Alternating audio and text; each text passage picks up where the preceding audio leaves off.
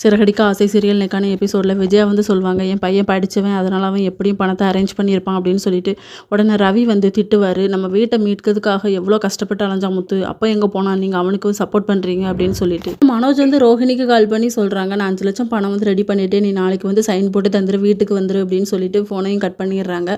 ரோஹிணி வந்து தேம்பி தேம்பி அலறாங்க. அவங்க அம்மா என்னாச்சுடி அப்படின்னு சொல்லி கேட்கும்போது மனோஜ் வந்து 5 லட்சம் ரெடி பண்ணிட்டானா, என் வாழ்க்கையே முடிய போகுதுன்னு சொல்லி ஃபீல் பண்ணிக்கிட்டு இருப்பாங்க.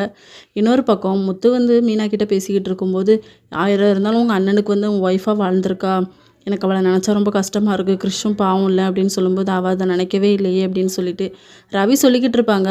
மனோஜுக்கு வந்து இதோட 3வது கல்யாணம் அப்படின்னு சொல்லும்போது, அப்போ நீனு வேணால் வேறு பொண்ணு கூட போய் இரு அப்படின்னு சொன்னால், ஆமாம் நீ 90 பொண்ணையும் பின்னாடி வேறு தான் செஞ்சேன், நான் அவளை கண்டுக்கே செஞ்சேன் அப்படிங்கிற மாதிரி அவங்க 2 பேருமே சண்டை போட்டுட்ருப்பாங்க. அதுக்கப்புறம் சமாதானமாக ஆயிடுவாங்க.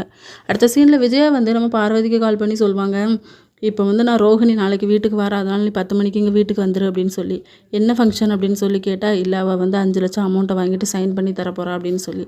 அவங்க வந்து 1000 இருந்தாலும் ஒரு பொண்ணோட வாழ்க்கை கெடுக்கிறது நல்லதா அப்படின்னு சொன்னால், உனக்கு போய் ஃபோன் பண்ண பாருன்னு திட்டி விட்ருவாங்க. அதுக்கப்புறம் வக்கீலுக்கும் கால் பண்ணி சொல்லுவாங்க, வக்கீலும் வந்துடுவாங்க. மனோஜ் வந்து யோசிச்சுட்டே இருப்பார், நான் வந்து உன்னை எக்காரணம் கொண்டு விட்டு போக மாட்டேன்னு சொல்லி ரோஹிணி வந்து சொல்லிக்கிட்டு நினச்சி பார்த்துட்டே இருப்பார். இதோட இன்னைக்கான எபிசோட் முடியுது.